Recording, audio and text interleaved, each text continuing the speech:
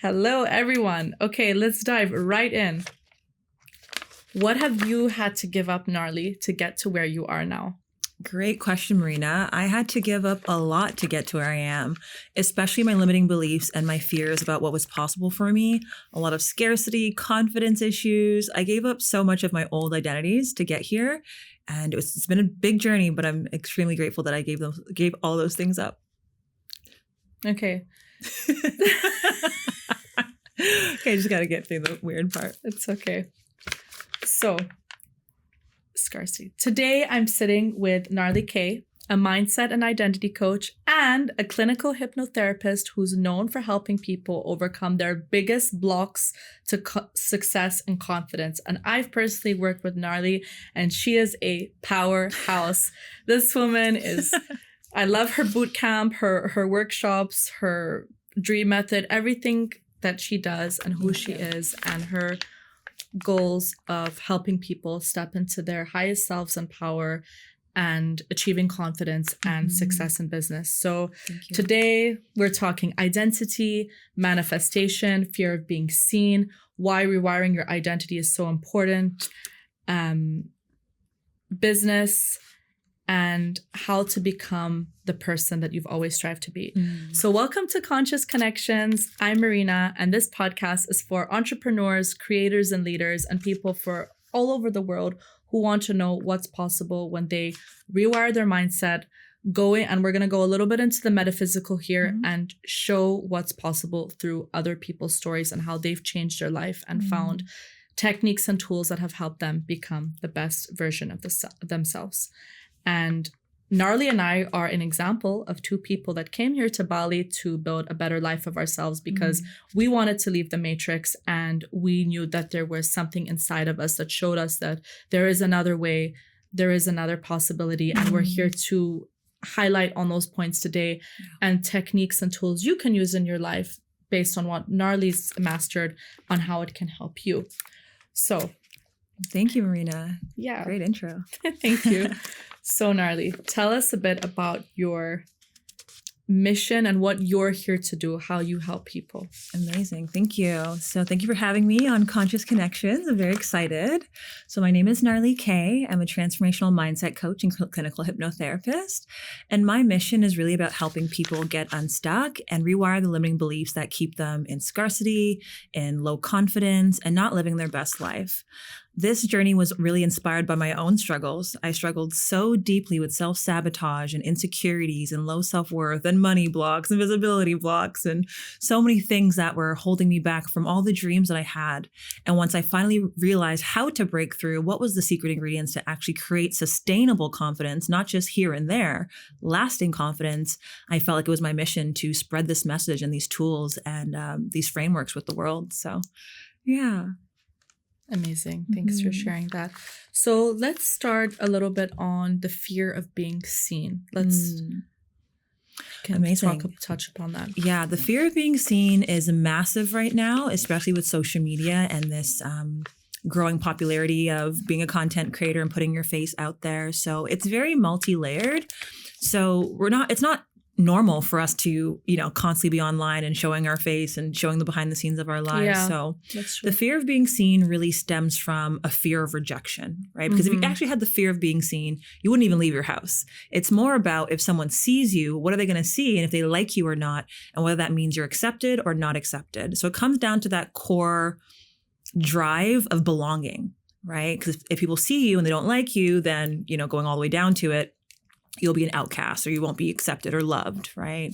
So the fear of being seen shows up in people's businesses when they fear selling, when they fear just owning their truth, when they hold back from just being seen. It's very multi-layered, but essentially what's happening is your subconscious mind and your nervous system is holding you back from expanding, right? It wants to keep you safe. It wants to keep you in that comfort zone. So the minute you're like, hey, I want to be a content creator, but you spent your whole life, not doing that, it's going to come up against all of your programming, all of that primal fears of not being loved or safe to be seen, right? So the best way to get over the fear of being seen, because I have and many people have, is getting your reps in. It's kind of exposure therapy and realizing the outside world can't give you anything. It can't give you the validation you're looking for. You have to validate yourself and then bring that energy to the world, into your content, into your business. How long have you been now in the spotlight with the work that you've been doing? Yeah, so it's funny you bring that up. So I've been on social media for like over 15 years, actually. I started my account, my Instagram account, as a model, and I grew it to 7K. And then I had all of these experiences around hypnotherapy, and I did a pivot. And releasing my blocks around being seen, being a model was really easy. Just post a pretty picture, right? But being heard was my biggest thing. I'm also dyslexic. So it was like, okay, I know if I'm going to get into life coaching, I need to share I didn't know that. You're dyslexic? Yeah, I'm dyslexic. Okay. Yeah. So I had this fear of sounding stupid, people not understanding me, or all of this stuff, right? So I think, sorry, what was the question again? Okay. This is all about being authentic, but it was about... I asked about the fear of being seen. And I actually forgot the question as well. No, the question was about you. How long have you been now in the spotlight? Yeah. So with my work, I've been doing this work for 7 years now. When I pivoted from a model to a mentor, I had so many fears around rejection, sounding stupid, people laughing at me, losing friends, which all happened. But I became really anchored in my mission and chose to face the discomfort of it. So I've been doing this for 7 years. Let's stop for a second. Yeah. Discomfort. Let's go a little bit into that topic, because one thing I notice about society, the way that we've been programmed, is to achieve things, but most people are afraid to change because they don't want to have to go through growth, and growth allows a lot of discomfort. Yeah. So that's something I would like to highlight, because people don't see the transformation that we have to go through, which involves a lot of discomfort. What are examples of things that you had to do that made you really uncomfortable? For me, it was a massive discomfort, I think there's an identity shift that comes with getting into entrepreneurship. Now you're going from maybe a friend to someone that's like, hey, I have a service. I'm here to sell. I'm here to provide value. So that identity shift is uncomfortable. You're saying, look at me this way now. You used to see me as a model, but now I can change your life. Give me money to change your life, right? So the discomfort is really people adjusting to you, shining your light, people maybe not understanding you, the discomfort of having people reject you and say no to your services, no to your work, right? That's having a big people, one. Having people not support you, right? The discomfort of saying, hey, this is my idea. This is my framework. This is what I believe in. Letting the world see you in your vulnerability, see you in your passion. I think entrepreneurship is so vulnerable because you're saying, this is what I care about. This is my genius. Here, judge it, see it, look at it. Yeah. Tell me if you want to invest in it or not, right? So as discomfort builds, you can also override that and get more confident, which is kind of the only way to override it, is to build your confidence through it. Yeah. And it's amazing how I see you showing up every day on social media. I realize a lot of people, they have that block, even myself, because it doesn't feel authentic and it feels like we have to put on a performance. And you don't know the struggle that people have to go through behind on social media to get to where they are. Absolutely. And one of the things I've seen from living here in Bali and being friends with so many creators and influencers is that when I speak to them in person, it's a different image than what they post online. Because everyone actually has just real stories, real struggles of where they got to, and no one's life is perfect. 100%. I will add to that I think people need to realize that social media is a marketing tool. Yes. Right? So yeah, exactly. The social media will never be able to hold the capacity of a human being fully, right? It is a portfolio essentially. So I definitely agree that it's not the best to paint this image that you're perfect. I don't agree with that, but it's also a tool to show what you've achieved and how you can also help people along the way as authentically as possible. But yeah, there is this pressure around performing. And I really want people to realize the way that I see it is social media is like God's playground. Yes, some people are doing the fitness thing. Some people are doing the makeup thing. Some people are doing the coaching thing. We're all welcome. There's no one better than anyone. We all shit brown, bleed red, it's all the same. It's true.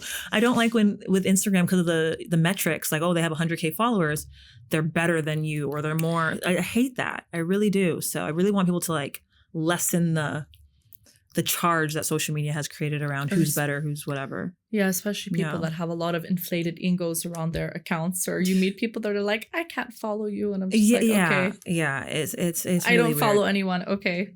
Yeah. You unfollowed me. That was for my own distractions. It's okay. We're best friends, so it's fine.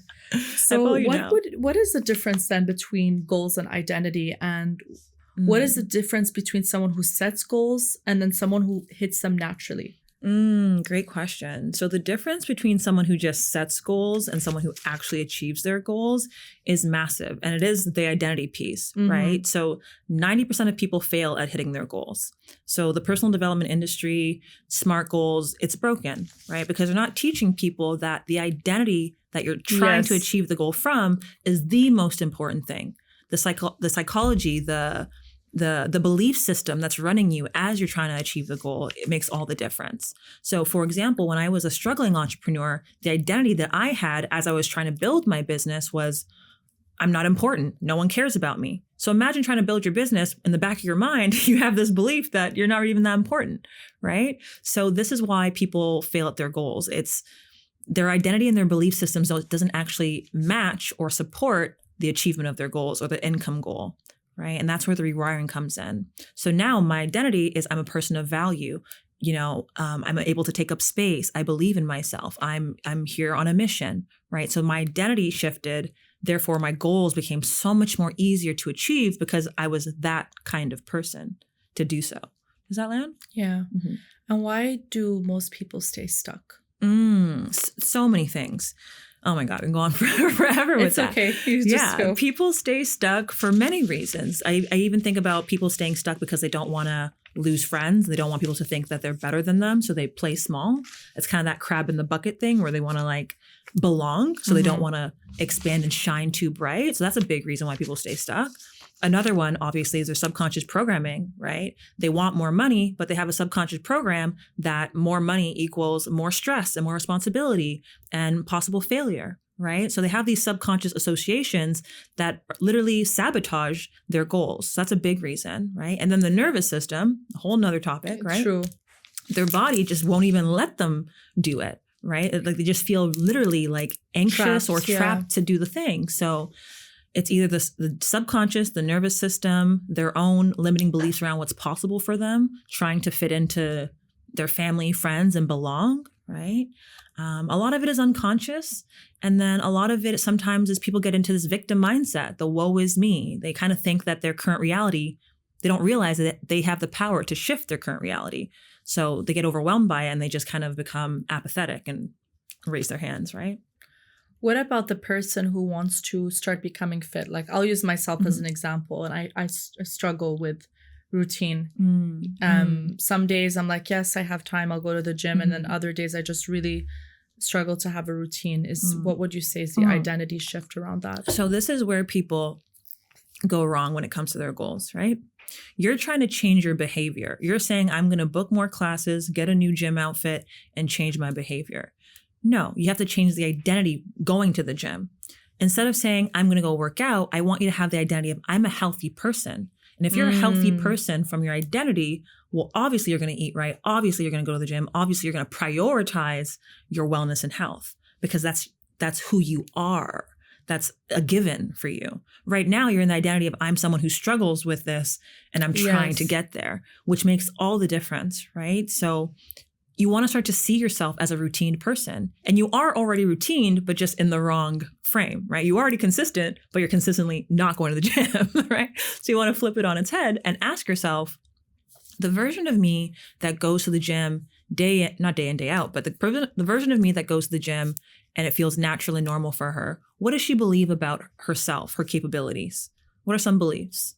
Right? She believes that she knows how to take care of her body. She believes that her body is worth taking care of, right? She believes that she can release the weight that she's looking to release. It's possible, right? So it's a different belief system that you need to approach your goals from. And then what about your hypnotherapy work? How can that be applied? For example, I know you're really powerful with the work that you do and your meditations. Yes, hypnotherapy, I would say, saved my life. For those new to me, I quit a 10-year cigarette addiction through hypnosis when I was 24 years old. And as someone who was deeply anxious, deeply insecure, I was like, wow, if it can release this addiction of 10 years in 1 hour, what else can it do for my money blocks, my confidence blocks, my anxiety blocks? And it can do so much because the subconscious mind is running 95% of your life. So this is where I feel like society's got it wrong. We're going to talk therapy, but we really need to address the 95%. Right? So hypnotherapy can absolutely do wonders for any habits, productivity, procrastination, feeling more confident, being seen in the gym. It can help you literally see yourself as that kind of person. It's great for manifestation. So hypnosis is all about, it's like a deep relaxation. And it's also a point of being hyper aware, right? People have this misconception. I see that it takes you to another state, but my understanding is it just takes you into a higher state of awareness. It takes you into a lower vibration of your, so hypnosis works through brainwave states, right? So in hypnotherapy school, they teach you the acronym BAT-D. Beta, alpha, theta, delta, right? So with hypnosis, you're going into your theta brainwave state, going into a very, very, very relaxed state. And I recognize that voice from your hypnosis. Yeah. A very relaxed state.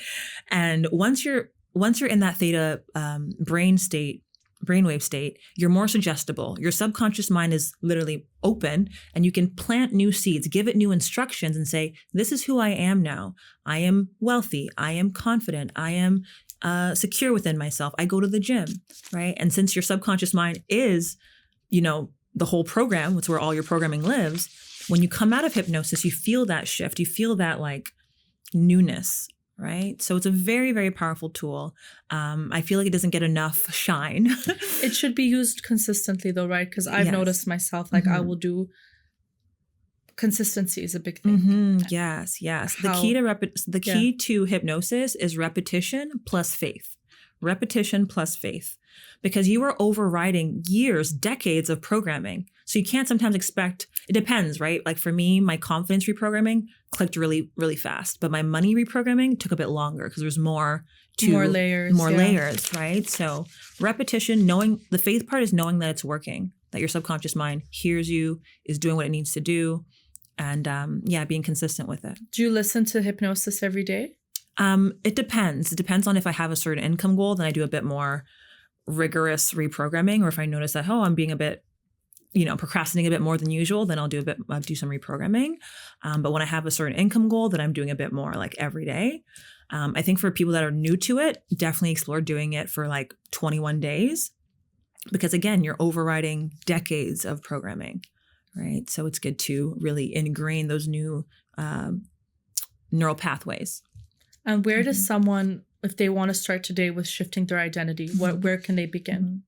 Great question. So if you want to start shifting your identity, I would highly recommend looking at your current reality from a very bird's eye perspective and asking, what beliefs are creating my current reality?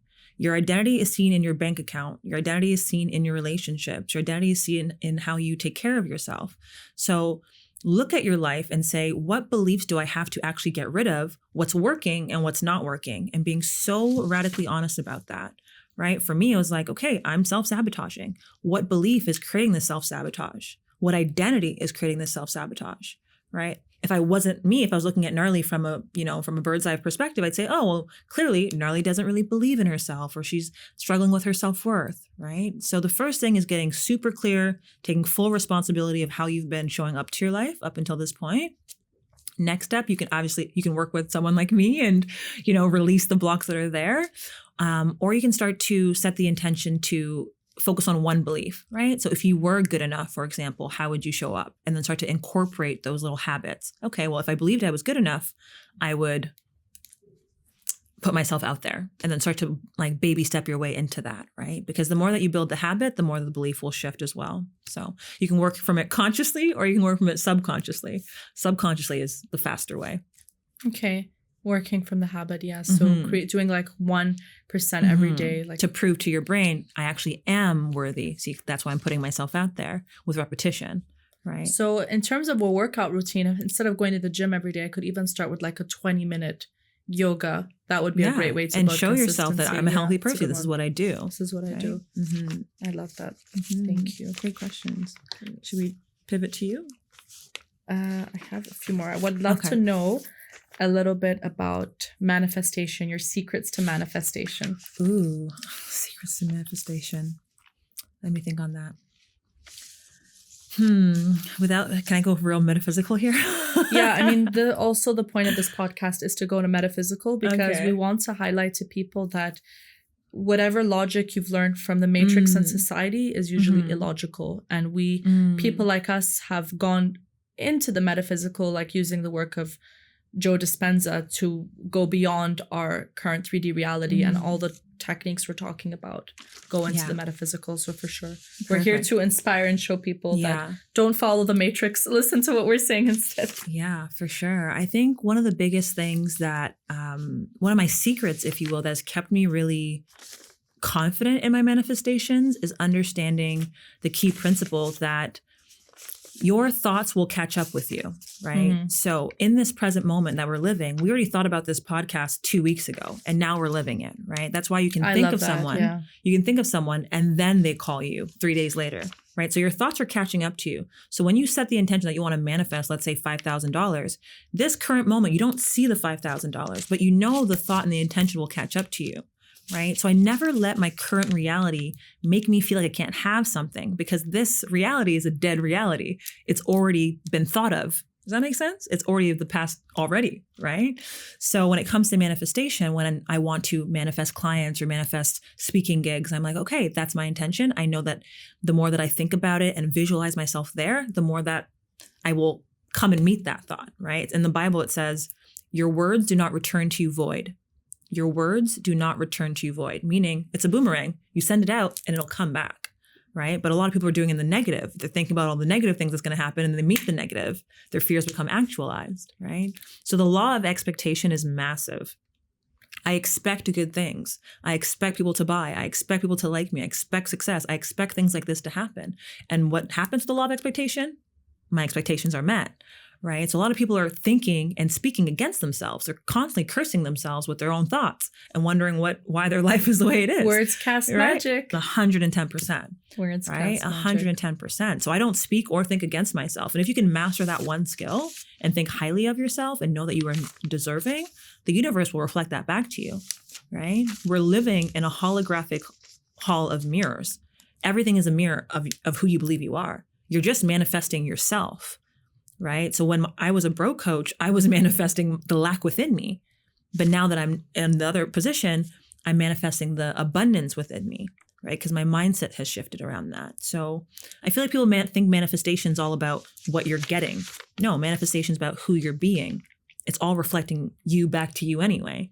Right. So start with, instead of I want the money, it's like, no, who are you as the 6-figure business owner?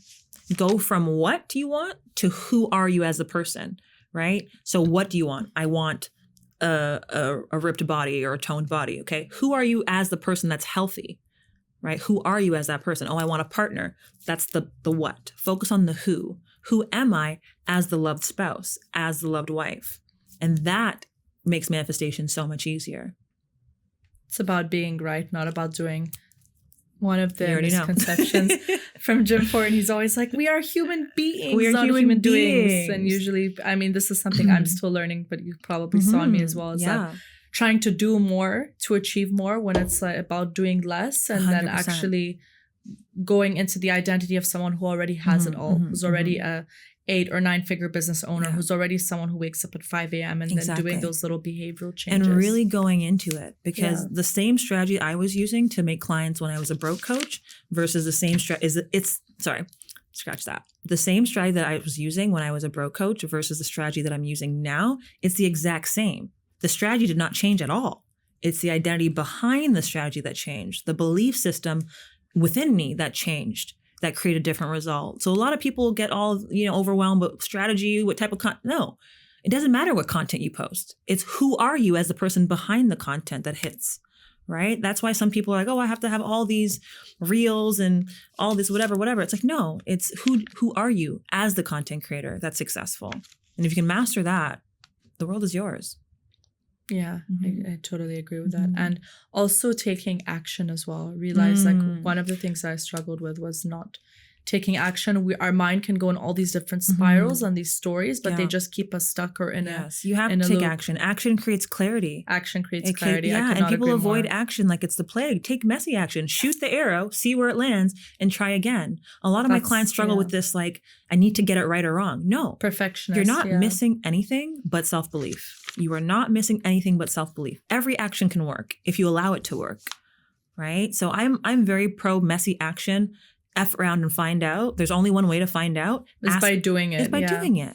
Right? And there's no magic formula to it. We all started at zero.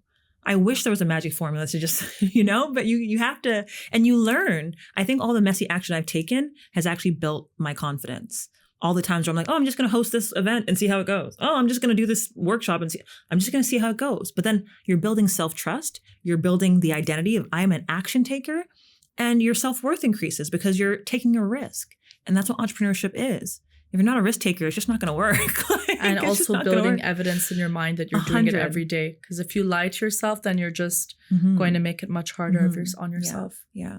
And I was a person that I always had these, like, when you're fantasizing about doing it, but then you never do it. You kind of like daydream about doing it, but you never actually do it. Yeah. That's where the subconscious reprogramming really helps to get through that. Because you can think about it, but if you don't take action, you're blocked in some way, right? I would say it's like doing a visualization meditation to start, and then doing like one or a few action points after that to follow. Yeah, so and accountability too. Who you're around. Like moving to Bali for me was a big level up, right? And even if you can't move to Bali, just who's in your environment? Does your environment support your goals? Period. And if it doesn't, change your environment, because the people you're around, the neighborhood you're in, maybe the people you socialize with, like it's so key because it reconfirms your identity, right? Yeah, friends in my past probably wouldn't do things like this with me, but see how we're reconfirming each other's identity by doing things? Yeah, exactly. Our environment supports who we're becoming. Right? Yeah, that's so true. Having a right community is really important here in Bali. And what about coaches in Bali specifically? Because you've been in the coaching industry for a long time. I know like you've worked with Jim Fortin and taught people in your field. What do you think that coaches struggle with in terms of identity? Coaches have too much ego. Yeah. Coaches have too much ego in the way. And they make it all about themselves. That is true. And I was like that. I was like, oh, Mimi, like, no, you're here to serve. Do more free things. No one owes you their money. There's a sense of entitlement with coaches because you're certified. It doesn't mean shit. You still need to learn how to market. You still need to serve people and show them what you've got. Give. Generosity is my biggest value in business. I want people to know I'm already your coach. Look how much I can pour into you. And if they say no, that's okay. That there's nothing on the line. My ego's not involved. It's mission driven. If you're mission driven, if you're like, I'm trying to serve the world, abundance will follow you wherever you go. And that's why there's a lot of broke coaches, because they're not willing to look stupid for their mission. They're not willing to get uncomfortable and say, hey, I'm here to serve you. How can I help? They're focused on, am I good enough? Do I look it? Right? And I was there too. That's what kept me broke. I wasn't actually serving. Right? What I like about you is how you show up. 100%. It's how you show up. Like every single day on social media, I'm like, damn, this girl's on fire. Just posting. It's true. Like it's how you show up in the world that people 100%, appreciate. Right? And why should people give you their money if you're not sold on you first? Entrepreneurs all over the world, be sold on you first. If you're not sold on you, if you don't think you're the best thing since sliced bread, if you're not passionate about your program, why should I give you my money? Like, sell me on it. That is your job. And they forget, like, oh, I have all these gifts. Well, yeah, does anyone know? It's your job.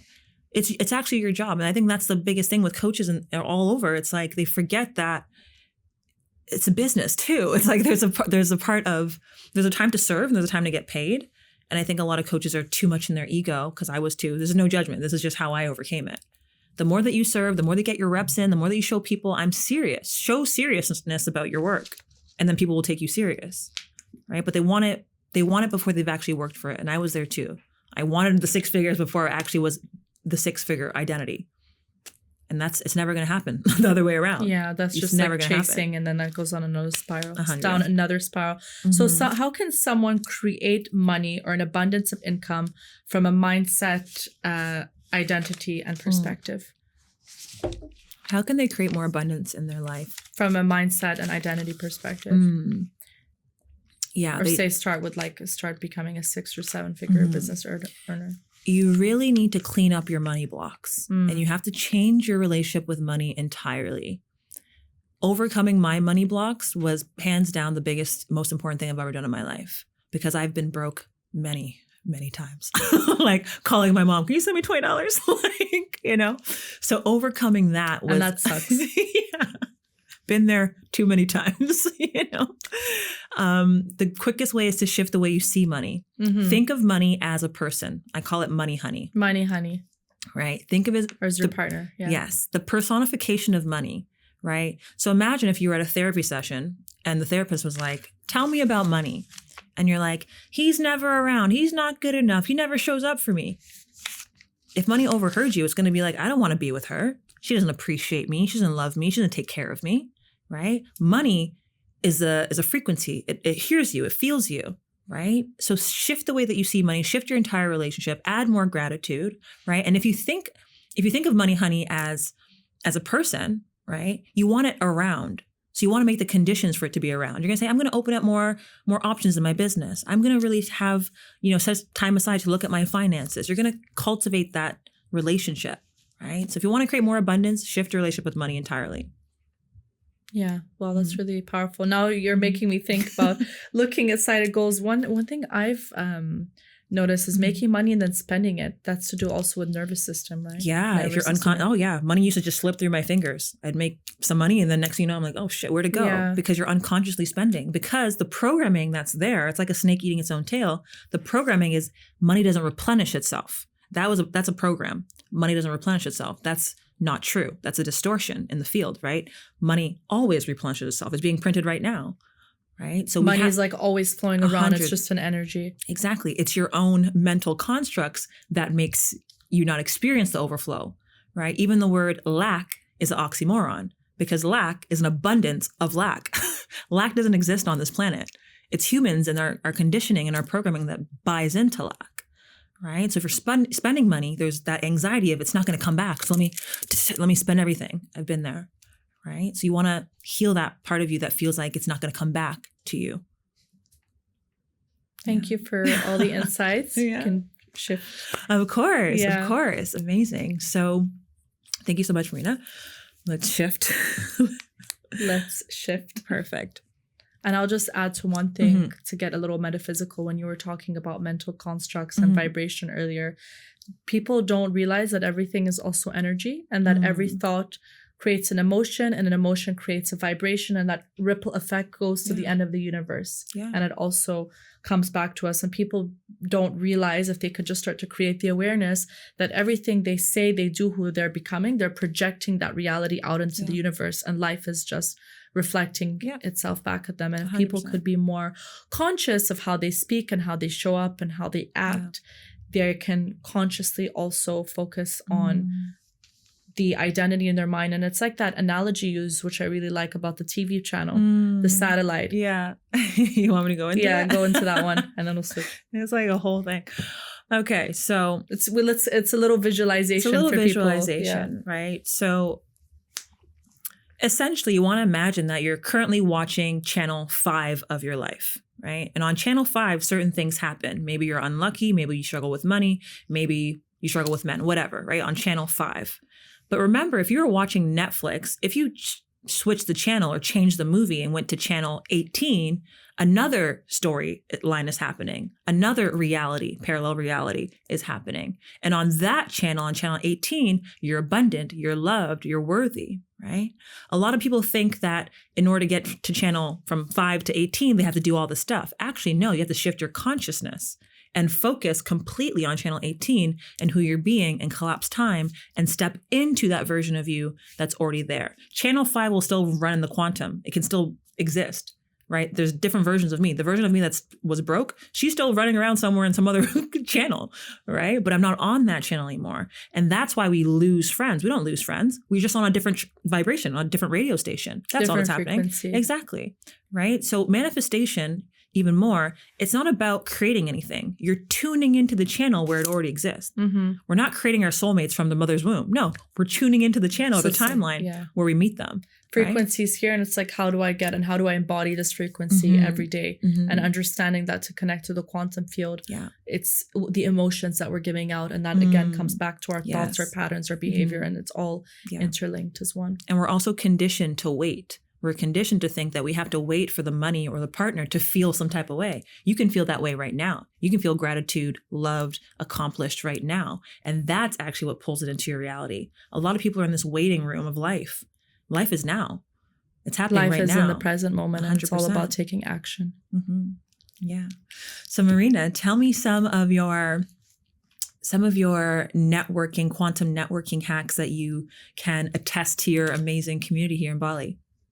Okay, where to begin? Some networking hacks. So most important thing I'd say is when you go into an event is we've been conditioned to, we go into an event and it's like, what can I get out of it?